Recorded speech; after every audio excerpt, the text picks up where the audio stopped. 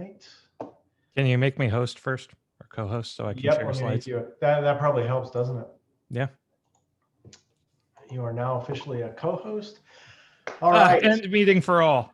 Yes. Brethren, thank you for coming out tonight. We are just a quick update. If you haven't heard me, we are recording this. I was having some technical difficulties. I was going to try and stream this to the Grand Lodge Facebook page. Zoom and Facebook are not cooperating for me tonight, unfortunately. So we are recording this, and I'll get this posted sometime in the next day or so once I find some time between kids, school, and work and whatnot. Ooh, administrator wants to join. Who's administrator? We'll find out. So, brethren, thank you for coming out. For those of you who haven't joined us for one of these, we have been doing this for the past couple months. As COVID has unfortunately forced us to go back into lockdown again. Tonight, I have Brother Jason Richards, past master of Acacia Lodge. You may also know him from just a really tiny Masonic podcast called the Masonic Roundtable. I don't know if you've heard of it or not. It's nothing too big. But he's going to be giving his, well, Jason, I'll let you talk. So I'm going to put everybody on mute, unmute Jason, and I'll let you do your thing. All right. Thanks so much, Kevin. Yeah, everybody, thanks so much for spending some time with me this evening. Really appreciate you all being willing to come out and just learn a little bit of something new and something about Masonry that I was frankly shocked when I found out, and that really is cutting to the chase. The fact that the modern third degree myth with which we're all familiar, one wasn't the only one that was in use in England and in the early 1730s and 1720s. And it might not have been the first one that was used in England. So before I get started, I want everybody to know, I've had some folks get antsy during this presentation, like, I'm not going into details about what the third degree is and what it covers, and we're not talking about secrets here because this is an open presentation. I think it's pretty well known that Masonry is at least Blue Lodge Masonry is a set of 3 degrees that culminates in the Master Mason degree that all revolve around the building of King Solomon's Temple. So I'll be alluding to some things. I do a tiled version of this presentation, which goes much more into depth. But for those in the know, you'll be able to follow along with what's not being said. To get an idea for how eerily similar this other ritual is to what we're used to as Master Masons. So this presentation has been a 7.5 year long research project of mine now. It grows and it evolves over time because there's always more to learn and always more to research. And it started off, I was in the room with in the lodge, I think Herndon Lodge, with a past district deputy. I think it was Barry Constant at the time. I can't remember who it was. He took me aside. I was a relatively new Master Mason. And he looked at me and said, this is after a Master Mason degree. He said, you know what, Jason, it's something interesting. The Master Mason degree that we have isn't the original Master Mason degree. The original Master Mason degree was modeled after Noah. And he just kind of politely excused himself off to another conversation. And I was left there just kind of bewildered and befuddled that, I, as a new Master Mason, had everything I knew about Blue Lodge Freemasonry had all of a sudden been turned on its head, because I was like, well, no, I mean, we've had this degree since 1717 at least, and it's never changed, and and so without any further explanation, I really started this love affair with Masonic research around the story of Noah and worldwide flood mythology. And so that's what I want to talk about today, is just this journey of research and discovery that I've been on for the past 7.5 years. and how that's brought me to some conclusions about the Masonic experience that by and large we just don't really know about. And it's an interesting piece of knowledge, and I'm not here to rewrite the history of Freemasonry, but if we can think about our Masonic history a little bit differently in terms of what we do know and what we don't know and what we likely won't ever know, then I think that's enough for me. So we'll go ahead and we will get started as soon as I find the screen share button. And there we go. So Diluvian Origins, the influence of the Noahide flood myth on the Masonic Third Degree. I like to start off with this quote that unless you've been living under a rock, you've seen, whether it be in Dan Brown or pop culture or just about any lodge website or lodge Wikipedia page. It says Freemasonry is a peculiar system of morality veiled in allegory and illustrated by symbols. And on the surface, it seems like a rather trite expression and a poor encapsulation of who we are as men and Masons. But when you dissect the phrase into its constituent parts, you realize that as Masons, we are here to take good men and make them better. And we do that through a moral code and a system of morality. But when we take that candidate through the degree system, we don't just say, okay, and here's what you're going to do, and here's what you're going to follow, and read this book and you're done. Although that is the case sometimes. What we do instead is we veil those lessons in an allegory or a dramatic play, as it were. We veil it in the initiatic experience of the 3 degrees. And even then, not only do we explain the model or the desired behavior to be modeled to the candidates, but we leave him waypoints along the way. And those waypoints are the symbols that we illustrate in each of the degrees that reinforce the desired behavior that we impress upon our candidates. So, I just think that this is an incredible encapsulation of the Masonic fraternity. And I put this in here because that allegory and veiling our moral code in allegory is just a central part of mystery schools throughout the ages. And ultimately, what we're going to be talking about today is oral traditions and allegories and how they feed into the capstone of the Blue Lodge Masonic experience. So let's get started. You'll hear a lot about myth versus allegory. I use them coterminously throughout this presentation, and that's because they are very similar. And in Masonry, you need to have both. You can't have one without the other. So a myth is a traditional story, especially one concerning a history of a people or natural phenomenon. But the key that makes it a myth as opposed to a historical record is the involvement of supernatural beings or events. It comes from the Greek word mythos, which means word or tale. And interestingly enough, it is related to the Greek root mio, which means to teach. This root was also interpreted by Homer as to initiate into the mysteries. So as early back as Homer in Greece, we can see the connection between mythology and initiation into the mystery schools.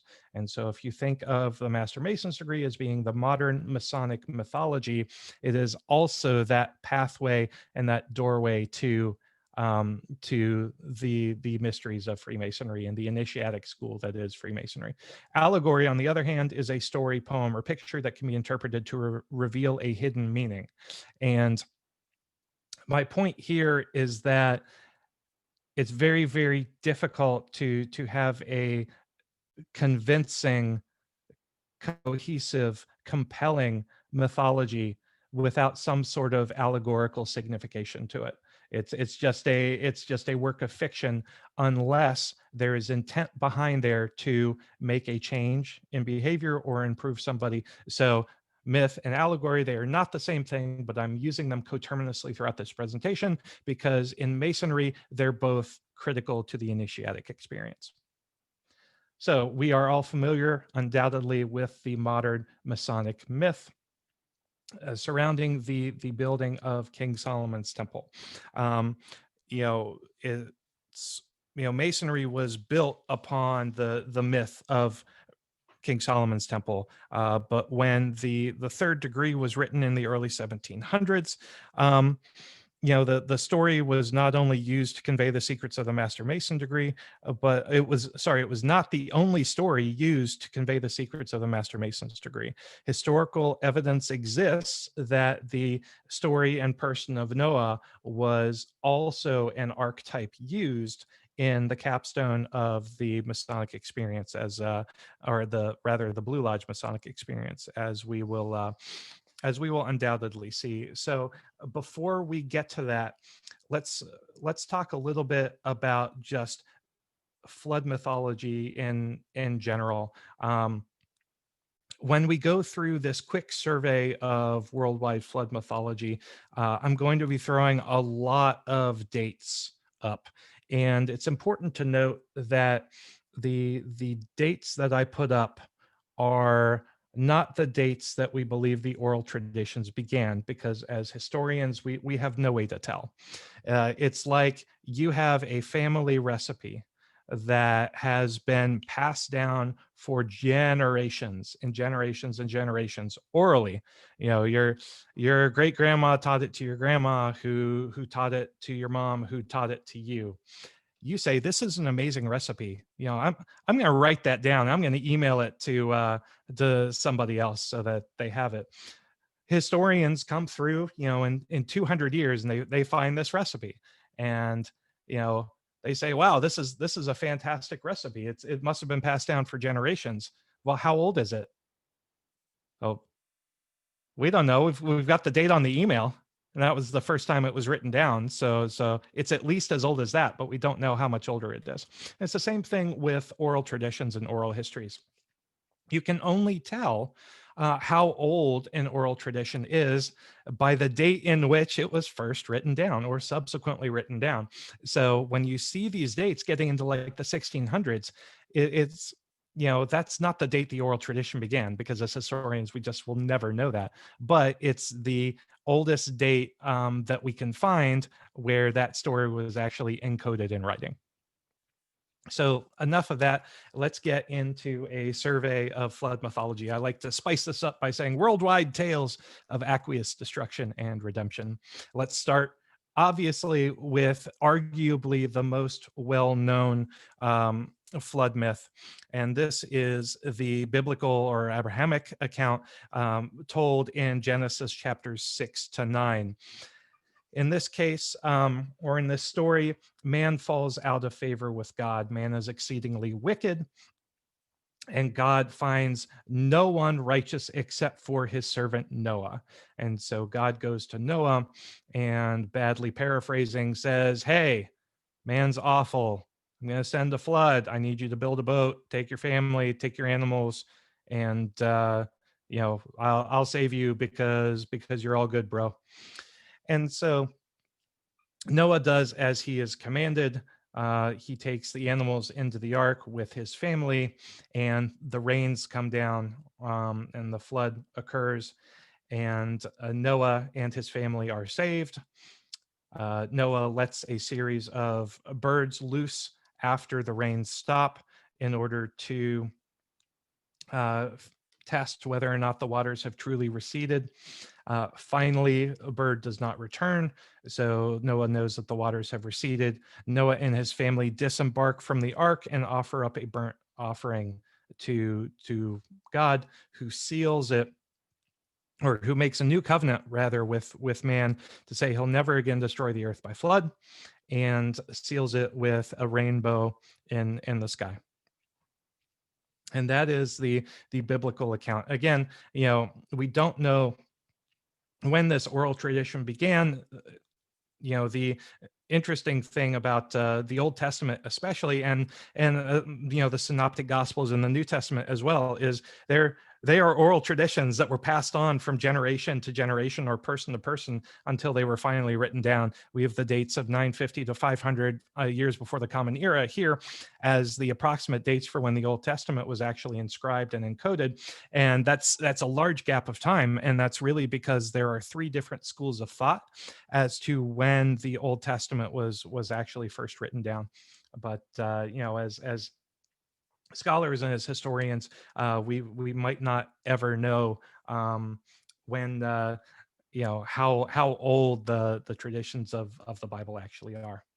The issue with oral traditions is they change, and unless an oral tradition is written down and captured in a snapshot in time in writing, we don't know how they've changed. We don't know how they've morphed, and we don't know who has changed them and for what purposes. You see this a lot with historical criticism and historical interpretation of the New Testament, especially within the Synoptic Gospels. But it's important to note that if you read Genesis chapters 6 through 9, you realize that it's, and scholars have actually done a comparative study on this, the flood story in Genesis, as well as the creation story in Genesis, are not one, it's not one flood story. It's actually a combination of at least two different oral traditions that are internally inconsistent in places that the author of the book of Genesis have kind of smashed together in a way that seemed to make sense. And, I illustrate it with some of these contradictions to think about. The first question is, okay, how many of each animal go into the ark? Is it two of each kind, as evidenced in chapter 6, verses 19 to 20, 7 verse 9, or 7 verse 15? Or do they enter the ark in two of each kind and 7 of the clean kind, as evidenced in Genesis chapter 7, verses 2 to 3? Where do the waters come from?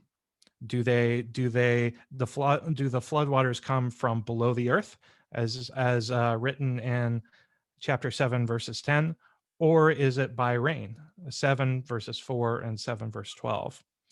There are two accounts of Noah and his family entering the ark. There's one account in chapter 7, verse 7, and then there's another account in chapter 7, verses 13. How long does the flood last? Does the flood last for an entire year, as is described in chapter 7, verse 11 and 8, verse 13? Or does it last for 40 days, as evident or as depicted and described in chapter 7, verses 17?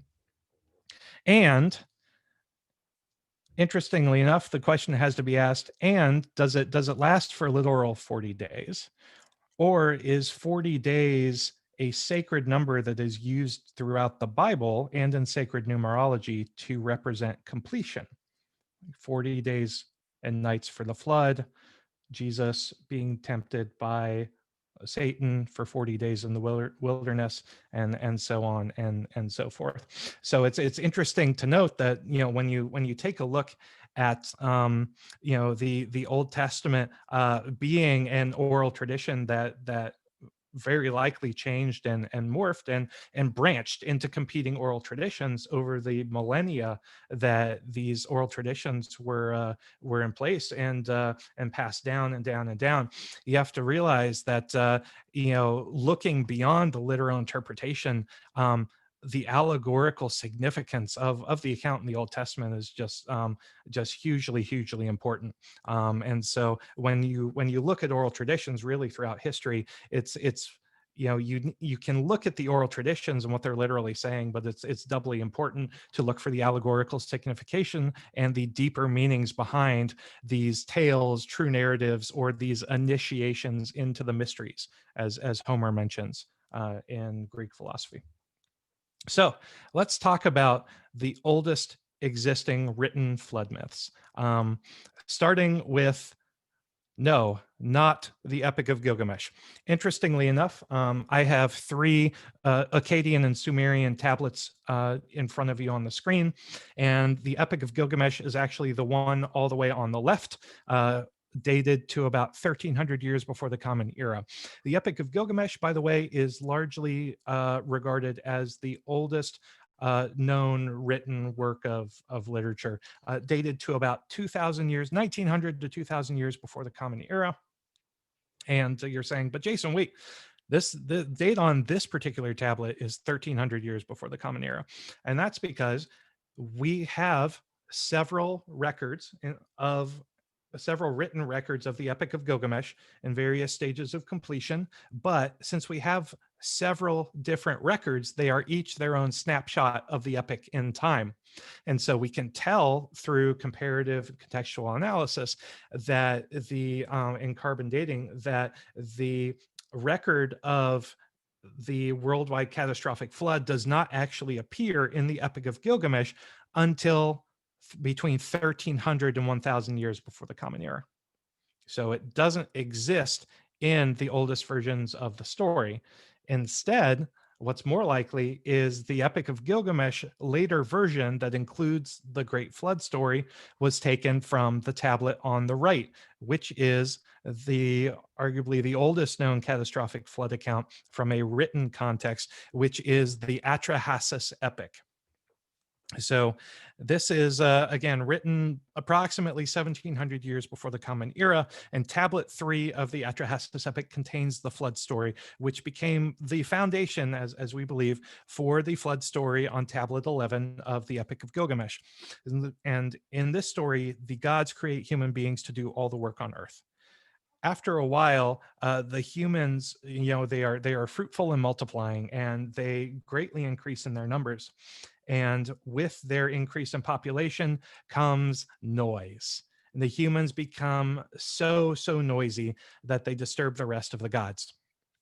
And Enlil, who's king of the gods, gets frustrated and plots to send a devastating flood to wipe out all of mankind. Well, Enki, one of the other gods who created human beings in the first place, takes pity on his servant, the kind and wise Atrahasis, and warns him of the coming flood and tells him to build an ark and seal 2 of every kind of animal within. Atrahasis enters the ark with his family and his animals and does as he said. After 7 days, more sacred numerology relating to completion, sweet, the flood ends and the waters subside. At this point in time, Enlil and the other gods realize their mistake, because the human beings did all of the work on Earth, which included cultivating crops and bringing food to the gods. And so the gods are hungry because they wiped out their entire workforce. At this point, they regret their mistake.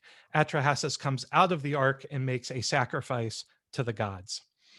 The gods then make a new covenant with Atrahasis that they say, instead of wiping out mankind just writ large, like we did, we learned our lesson. Instead, we're going to put artificial limits on the human population to keep the population in check. And this is where celibacy, infertility, and infant mortality come into play in the population for the first time. Atrahasis himself is carried away to paradise to live apart from the rest of the humans. So that's written about 1700 years before the Common Era. Moving to the center, which is the Eridu Genesis, or the Sumerian creation story. This tablet has been dated to approximately 1600 years before the Common Era, and it is a very, very similar tale to the Atrahasis epic. And what probably happened is the Sumerians probably just copied it down writ large from the Akkadian myth, the Atrahasis epic. It tells of an enlightened king and priest named Zasudra, and the story unfolds in a very, very similar manner, which brings us over to the 1300 to 1000 BCE version of the Epic of Gilgamesh. The oldest known story, like I mentioned, is dated to about 2000 years before the Common Era, and several versions of the story in varying degrees of completeness, exist, which is really cool to archaeologists and historians, because you can see how it changes over the course of history, what is added, what is taken away. And we can posit perhaps why those additions came into play and where they came from in some cases. So in this version of the Epic of Gilgamesh, we see Gilgamesh distraught because he has lost his best friend.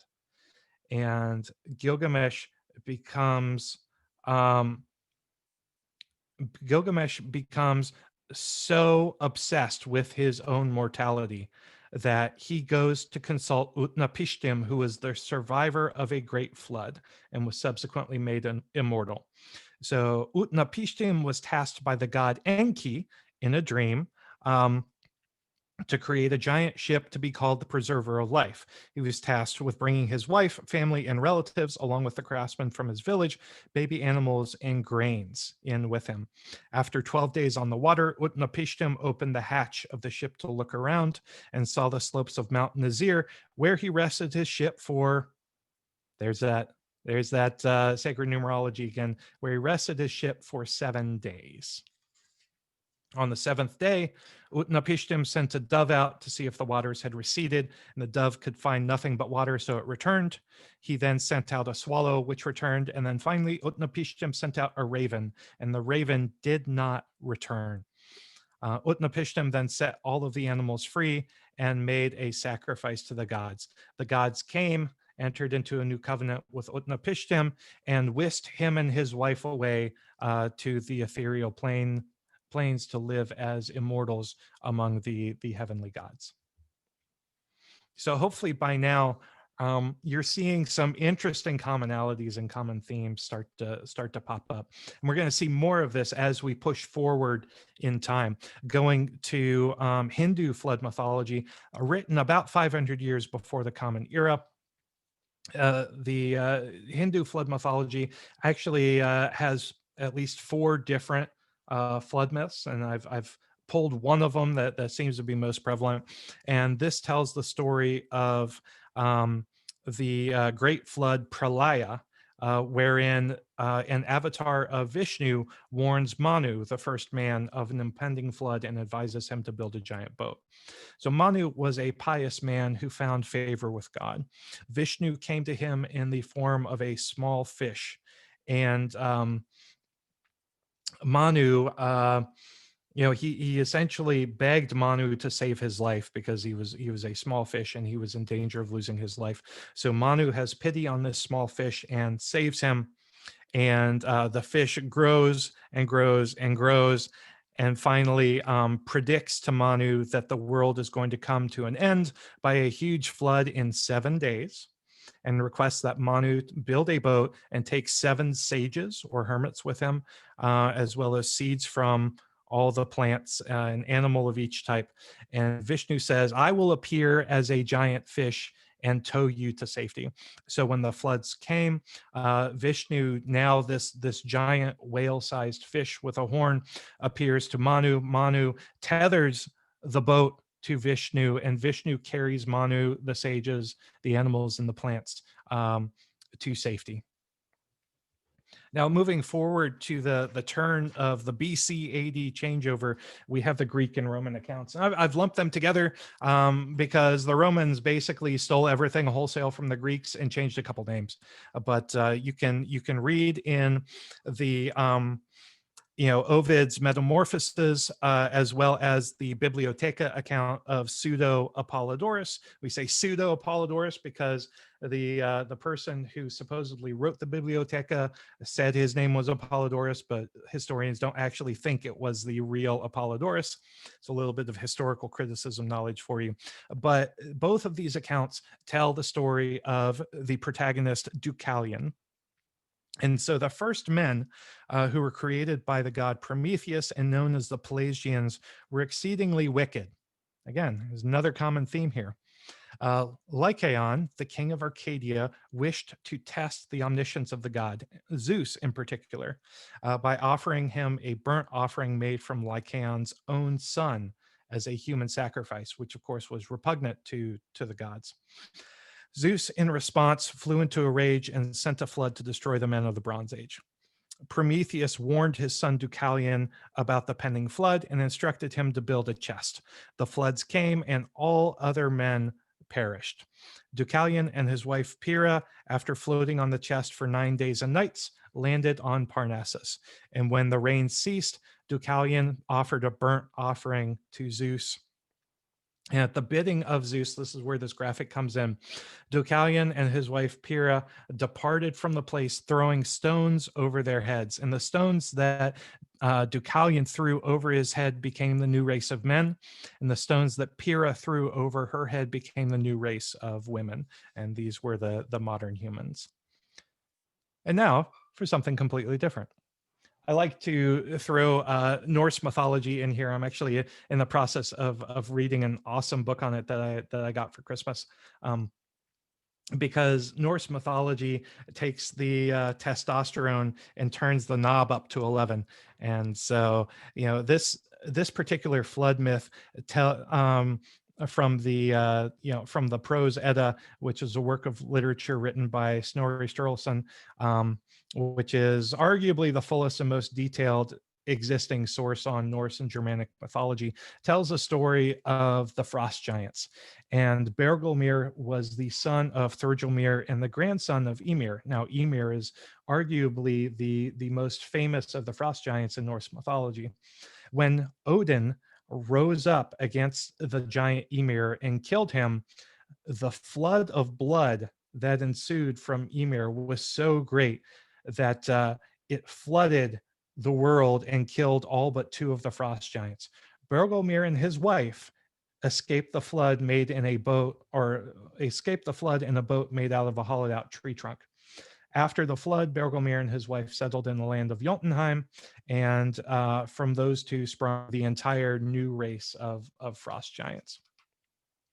So, crossing the Atlantic for the first time and getting up into the mid 16th century, about 1558 years Common Era, we get to the Aztec flood myth. It's Mesoamerican mythology, which tells the story of a man named Tapi who lived a long time ago. And Tapi was a very pious and righteous man. The creator told Tapi to build a boat that he would live in. Tapi was told to take his wife and a pair of every animal that was alive into his boat. And naturally, everyone thought he was crazy, but the rains started and the floods came. And everybody on Earth, except for Tapi and his wife, were wiped out. The rain finally ended, and Tapi realized that the water had receded and dried up when he let a dove loose that did not return to his vessel. So moving a little bit further south and a little bit more forward in time, we get to the region of the Andes and the Incan civilization. And so the Incan flood myth tells of a period of time known as Pachacama, wherein people became very evil. And they became so evil, and evil was so prevalent and pervasive that mankind just completely neglected the gods. Only those farmers high up in the Andes Mountains remained uncorrupted. So 2 brothers were living in the highlands, and they noticed their llamas acting strangely. They asked the llamas why they were acting so strangely. And the llamas replied that the stars had told the llamas that a great flood was coming, and the flood was going to destroy all life on Earth. So the brothers took their families and flocks into a cave on the high mountains, and it started to rain and continued for 4 months. As the waters rose, the waters threatened to flood the mountain cave where the brothers, their families, and their flocks were. But the mountain itself rose further out of the ground to keep pace with the water. When the waters receded, the mountains of the Andes came back down to their normal size. At this point, the shepherds left the mountain caves and repopulated the earth. But the llamas remembered the flood, and that is why, to this day, they prefer to live in the highland areas. So finishing up our whirlwind tour of flood mythology across the world, we get to the continent of Africa. And it's very interesting because whereas in most of the other places in the world, you see flood mythology on more or less of a global catastrophic scale. And in Africa, first and foremost, you have very few indigenous oral traditions of flood mythology. Most of the oral traditions that survive tell the Noahide or biblical flood story. which we can trace to the influence of Christian missionaries into Africa in the 1800s and 1700s. But there are a couple interesting mythologies from Central Africa that tell of an allegory involving a localized catastrophic flood. There's one in Nigeria as well as one in Cameroon. The one in Cameroon talks about a small girl and her brother whose village was completely destroyed. The girl began grinding some flour, and a goat came in to eat the flour, and she shooed it away. But the goat came back. The girl had pity on the goat and let the goat eat as much flour as it wanted. In return, since this is a myth and animals can talk, just like the Incas, the goat spoke to the girl and said, in return for her kindness, the goat would warn her of an imminent flood. And the girl and her brother fled and looked behind them to see the village collapsing under a wall of water. The girl and her brother lived by themselves for years before the goat reappeared and essentially entered into a new covenant with the girl and her brother by allowing them to marry each other in order to repopulate the earth, to repopulate the area. So it's an interesting flood myth, and it's markedly different, but has similar undertones and similar themes as some of the other myths that we have gone through. And so the question you have to ask yourself is, knowing that there are over 500 oral traditions that historians know about of a catastrophic flood tale with similar smattering of themes and archetypes thrown in, that are separated by time, that are separated by geographic location, that are virtually every civilization from every continent on the face of the earth except for Antarctica, because no one lives there, at least now. You have to wonder, for these peoples who never had any contact with each other, separated by time and by space and by culture and by language, why are there so many commonalities to flood mythology? The commonality of an initial human transgression, the salvation of an enlightened few, destruction by water, or blood if you want to get a little spicy, a new covenant with God, a burnt offering and sacrifice to God, the architect of the escape, and a repopulation. Why do so many commonalities exist? And you have to wonder, how these oral traditions got their start. And the striking similarities across hundreds of flood myths at this point gives rise to the distinct possibility of a common, or at least a down-selected common set of oral traditions. The oral tradition might have arisen out of the aftermath of a global catastrophic flood event. Manly P. Hall, Plato, and Ignatius Donnelly, however, have surmised that the deluge myth has its origins in the lost continent of Atlantis. So in Plato's account of Atlantis, he tells the story which was communicated to him by the priest Solon. And it says that Atlantis was said to have been ruled over by Poseidon. It was divided into 10 concentric zones of land and water, and each of the 10 zones was ruled by one of Poseidon's 10 offspring. And the descendants of Poseidon flourished. They became the pinnacle of civilization on Earth. They mastered all of the crafts, and they unfortunately were not satisfied with being the pinnacle civilization on Earth. They wanted to be the only civilization on Earth. So their thirst and their lust for power drove them to war. At this point, Zeus intervenes. He gathers up the gods and addresses them. And this is where Plato's narrative ends. However, Marcellus picks up the narrative with violent earthquakes and floods that sank Atlantis in one day, and the entire world, as it were, was destroyed by water. So this is an interesting story. We as historians have not been able to corroborate any of this tale. and so is most likely, fictional. But it leads you to the question of, well, what can we actually tell about, whether or not a global or continental catastrophic flood, actually ever occurred? And in order to answer those questions, we have to um, we have to go into the field of geomorphology and look at the geomorphological evidence. So geomorphology is a scientific study of topographic features. Essentially, geomorphology tells us why the Earth looks the way it does. Why do we have the Grand Canyon? Why do we have the Marianas Trench? What are the Andes Mountains all about? What are the ice caps? What is, continental drift?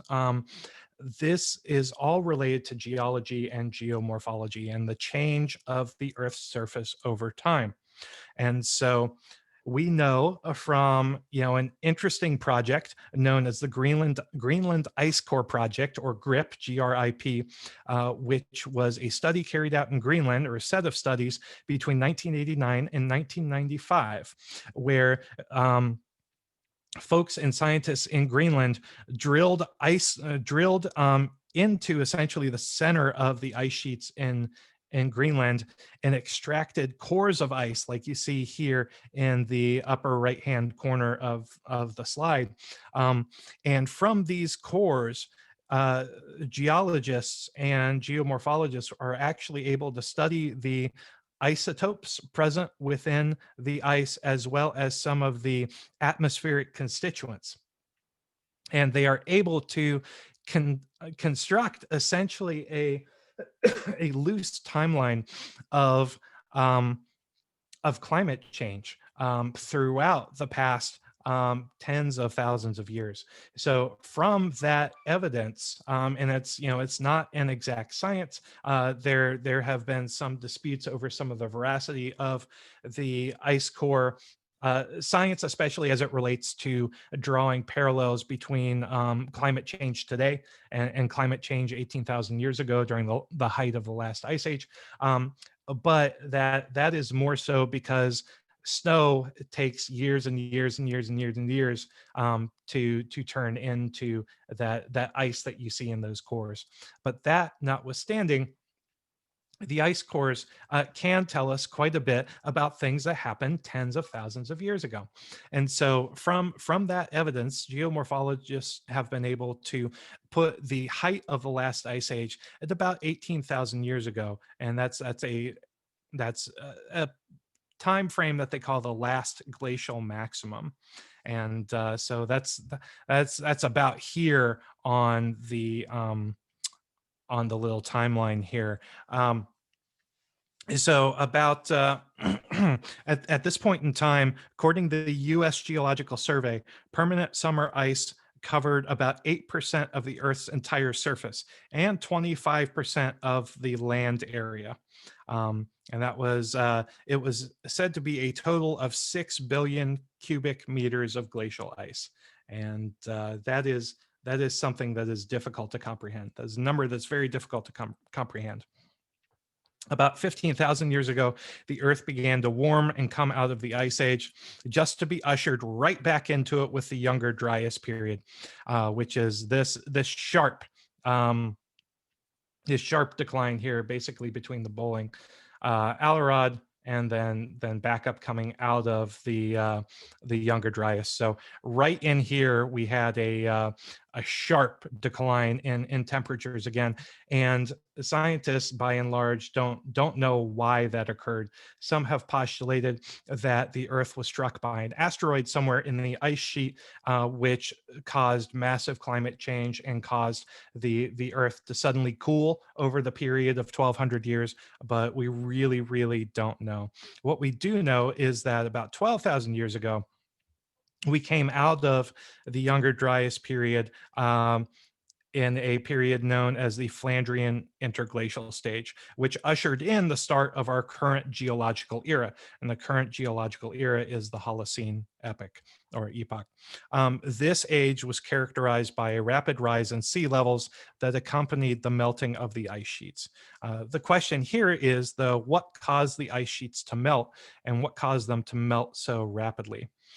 Geologists have uncovered evidence that major ice sheets within the United States and Canada melted within 4,000 years. Now that might seem like a long time, but remember, we're talking about it's either 6 billion or 6 trillion 6 billion cubic meters of glacial ice. And so for that much ice to melt in that short of a time period, that is a catastrophically quick volume of ice that has to move.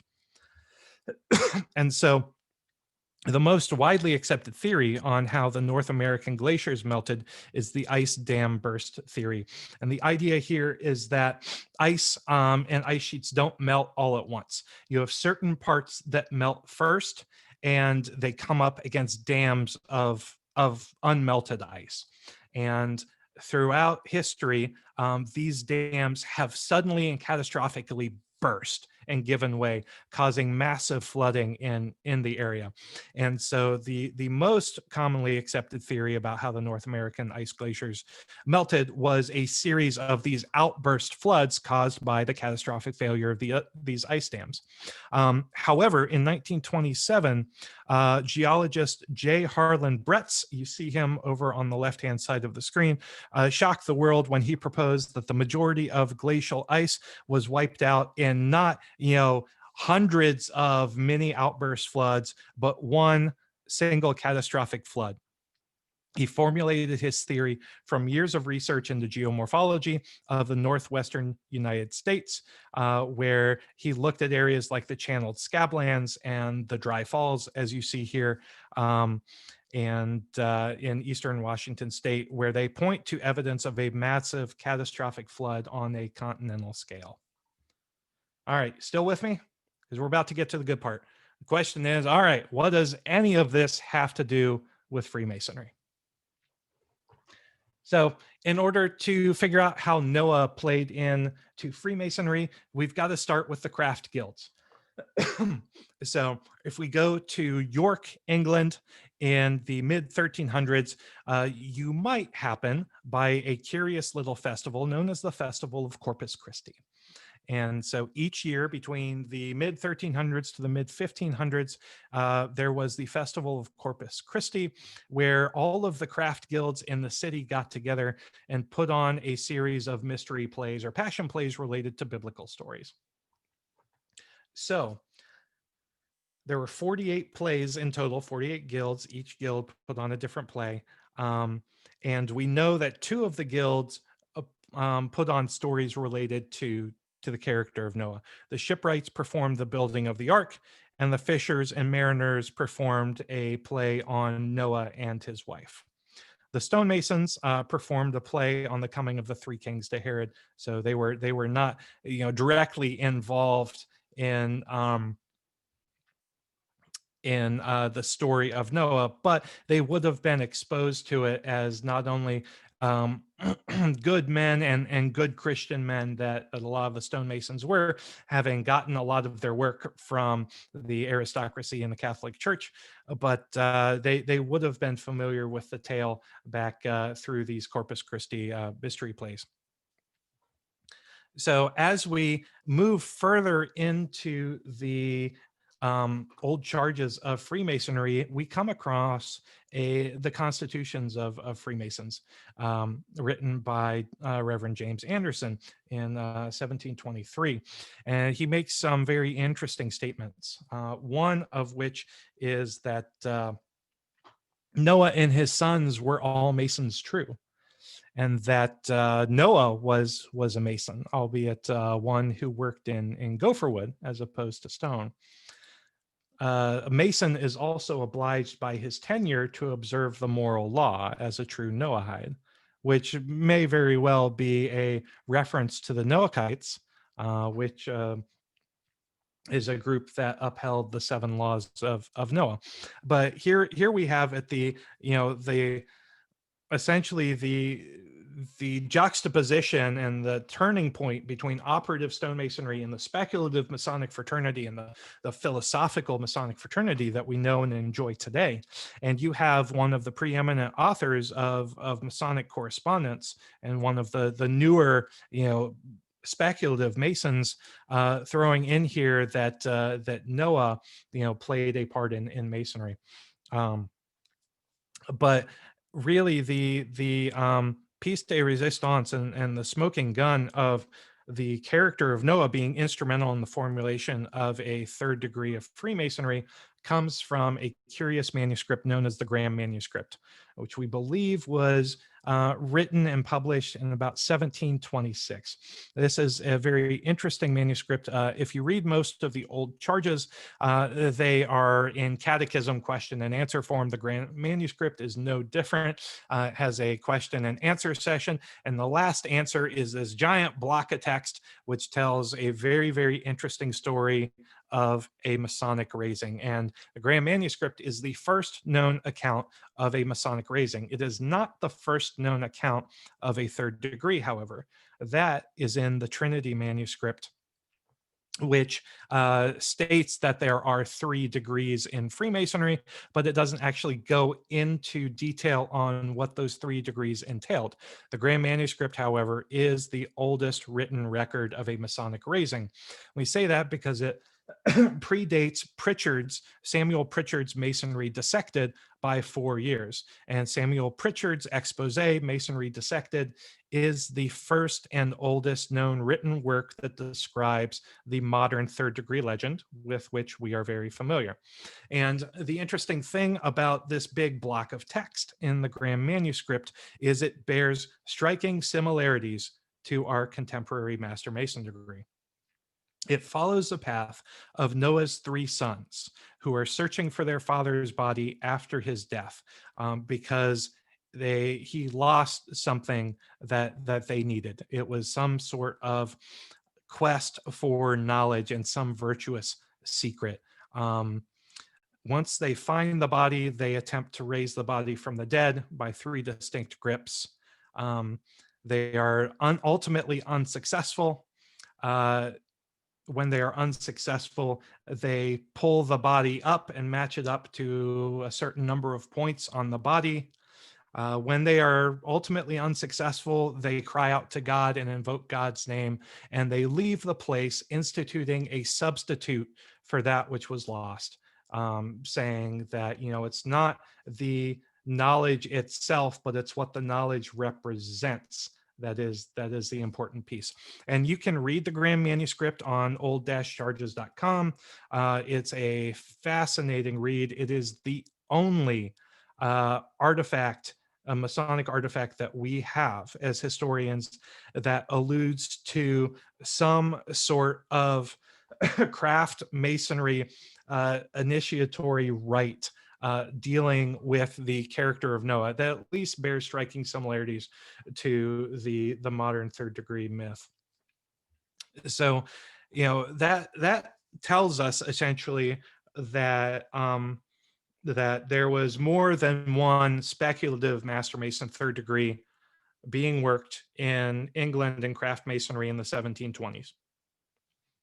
So what tells us that they were actually used about the same time, or what gives us an inkling as to which one might have arisen out of the other? And to answer that, we have a rather curious little advertisement that was written in a paper in England, again in the early 1730s, which gives notice to all Masons who have been made in the antediluvian manner, so before the flood, antediluvian Masons. And it tells about a lodge that's being held at a tavern where they are starting off with several lectures on ancient Masonry, and showing how antediluvian or kind of Noahide Masons have formed their lodges. But then they also are going to be showing the innovations that have lately been introduced by the doctor, we believe is Desaguliers, the author of the modern Masonic legend or the modern Master Mason's degree, and some of the other moderns. So if you believe this article, it would appear that there was a little bit of a a little bit of a contest between the antediluvian Masons and the moderns, and a little bit of enmity and competition there, with the antediluvian Masons saying, hey, we were first. The modern legend that we all know as Masons is an innovation, and something that the moderns have thrust upon our craft. So these two pieces of historical evidence are the only pieces of historical evidence that we have that point to an alternate Master Mason's degree that was being worked in craft Masonic lodges throughout England in the early 1700s. We know very, very little ultimately of how the Master Mason's degree was put together. We know that Desaguliers was a primary author. We know he worked with a couple other folks, but there's rather little that we actually know about how he formulated the degree. And it appears that these two authors either borrowed heavily from an earlier source that we as historians don't have, or one borrowed off of the other. And we as historians probably won't ever know which legend came first. We can surmise that the modern Masonic legend won out, essentially for two reasons. One, it was a popularity contest. Desaguliers was, I believe, the third Grand Master of the Premier Grand Lodge of England. He was very prominent in the Royal Society in England. He was a member of the learned gentry and the aristocracy. And so we know that in the early to mid 1700s, Freemasonry was incredibly popular with the aristocracy in England. And so Desaguliers, being one of the folks with an in the aristocracy, would have had more weight and would have been able to make more lodges practicing his version of the Master Mason degree. You also have the little nuance that Noah, according to James Anderson, was a Mason, but he built in wood and not in stone. And so if you're looking at speculative stone masonry, it might make more sense to model your Master Mason degree after a stone mason's building as opposed to a gopher wood type of construction. So the other question we have to ask ourselves is, why would the story of Noah have been used as a hallmark of speculative masonry? Why was it even in the running? Why was it even under contention? And for that, you have to understand that as we looked through our whirlwind tour of catastrophic flood mythology, realize that flood mythology actually very closely models the initiatic experience. You have a corrupt and unenlightened state of man prior to initiation. You have a priest or protagonist searching for enlightenment. You have a cleansing initiatic flood that washes away the old and leaves the new enlightened state post-initiation that is sealed with a divine covenant. There's also an alchemical context to the story of Noah as well. The antediluvian world, obsessed with the material senses, is known as, is very similar to or emblematical of the earth stage of alchemy. The water stage is the cleansing initiatic flood that sweeps away the impurities and the profane. And the distillation stage, which bubbles up the pure essence, release is the dove released post-deluge as a hallmark that what remains is actually the pure form, followed by the calcination or fire stage, which is the burnt offering upon exit from the ark. So where does Noah exist in the Blue Lodge today? Admittedly, the first time I gave this presentation was at the Pennsylvania Academy of Masonic Knowledge back in early 2016. And I said, well, of course, we have the anchor and the ark, which are two minor symbols of the Master Mason degree. And I was trying to figure out why everybody was giving me blank looks. And it wasn't until afterward that very, very nice Pennsylvania Mason came up to me and said, yeah, we don't have that here. So, but we're Virginia Masons here, so we do have the anchor and the ark, which are symbols of well-founded hope and a well-lived life, and that's really where Noah exists today in Virginia Blue Lodge Masonry. Noah, however, does play a very important role elsewhere in Freemasonry, most notably in the Allied Masonic degrees with the Commander Noah Chair degree and the Royal Ark Mariner degree. You also have Rainbow for Girls, which forms its mythos around the story of the rainbow, and then you also have the Scottish Rite Southern jurisdiction as well. But I appreciate everybody sticking with me. I know there's a lot of information and a lot of technical information that I whizzed through. But the fact of the matter is, when you sit in your Master Mason degree next time, once we all get our vaccines for COVID and the pandemic, we show the pandemic the door. You just realize that that's the degree that won out, but there was another one, the parts of which we'll never know, that was also used in craft masonry in the early 1700s. We know that the myth of Noah clearly influenced the development of the Masonic Third Degree. Early craft masons were familiar with the tale, and Noah was an incredible blameless archetype upon which one could model the desired moral behaviors of the system of morality that we call Freemasonry, excuse me.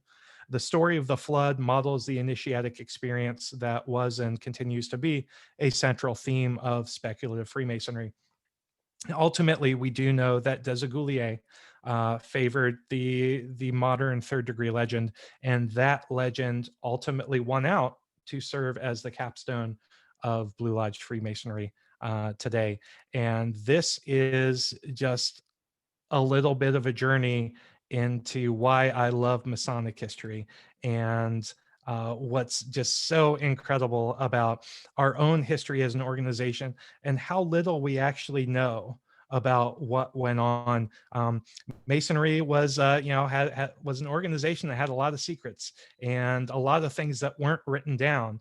And the only reason that we as historians know what happened in the early 1700s is because exposés were published and people wrote things down that shouldn't have been written down, because we have those snapshots of Masonic ritual, snapshots in time that tell us that essentially provide us symbols and waymarkers as we as historians reconstruct the story of how the Masonic ritual has changed over the past 300 years.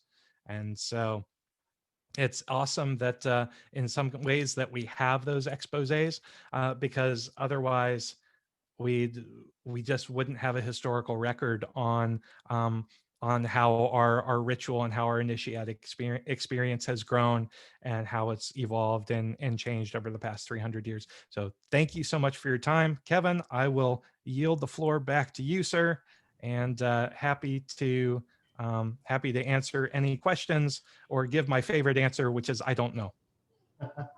Jason, thank you very much. I really appreciate it. Actually, one question I have for you is, I think one of the common tellings of the Noah story is a bit different from how you described it tonight, right? So typically, I think most of us have heard the story that Noah releases the dove, and the dove comes back with an olive branch, which Noah knew then that, okay, the flood is over. Yours was a little different in that the dove doesn't return. So what's kind of the discrepancy there, and why, you get one side is the dove returns with an olive branch, and yours, it doesn't return, and that's how Noah knows. That is a good question, and I'm going to have to go back to my research on that, because it may very well be that I misquoted the biblical story. That's okay. I appreciate it. So that could have totally been me and my error. Brethren, any other questions? I put them all to sleep. Fantastic. You are good at that, aren't you? I am. Especially on TMR. Especially on TMR. I'm just kidding. Our viewership like spikes upward whenever I'm not there.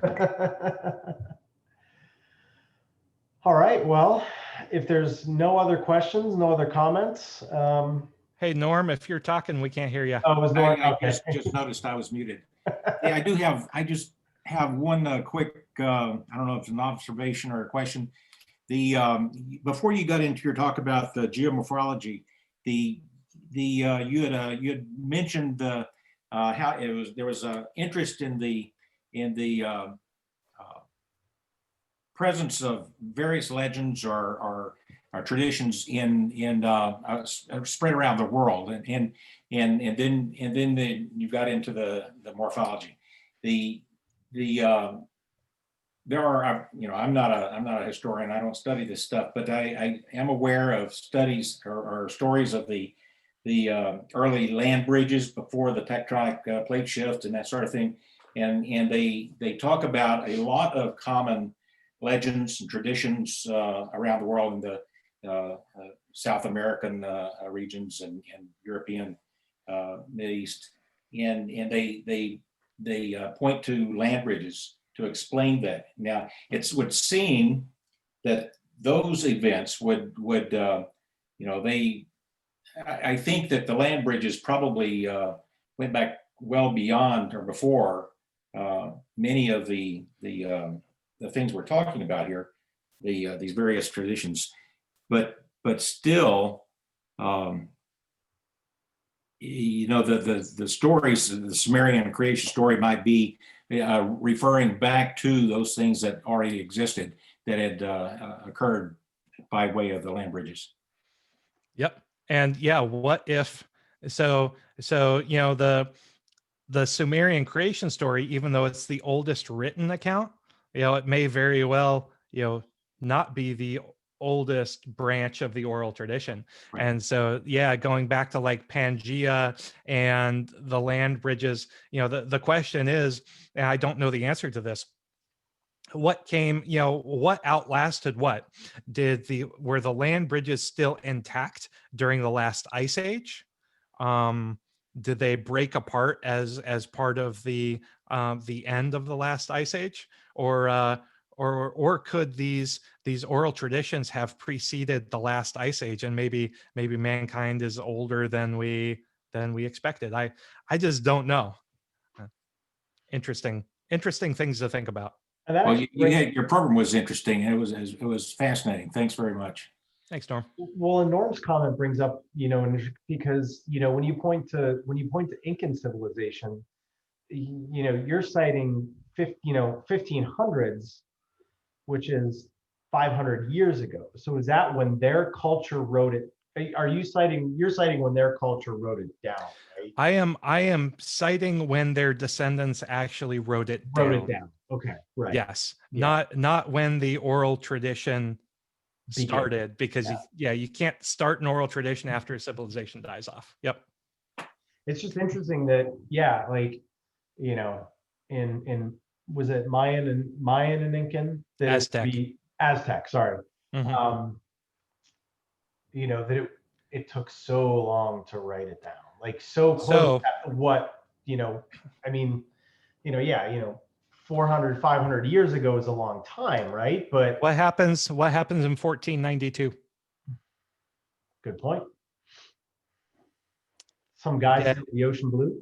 You get European settlers and colonists who come to the New World bringing writing. Yeah.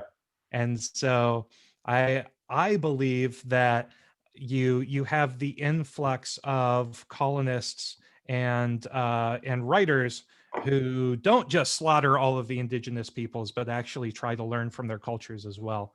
And I believe that's why you see those dates in the mid 1500s, early 1600s for those Aztec and Incan mythologies.